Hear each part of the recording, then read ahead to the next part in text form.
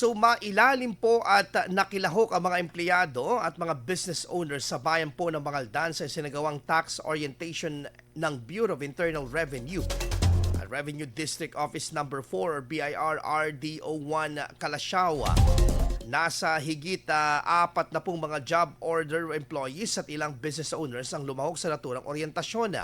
Ibinahagi po sa mga ito ang ukol sa tax registration, mga kinakailangang requirements at dapat punan sa ilalim ng pagbabayad ng buwis. Malagaw manong malaman ito ng mga nagbabayad ng kanilang mga buwis, lalo na ng mga bagong taxpayers sa bayan. Kasama rin sa ibinahagi ng mga ito ay ang tamang pagkwenta ng taxable income at iba pang pamamaraan upang makapagbayad ng buwis. IFM News. IFM News. IFM News.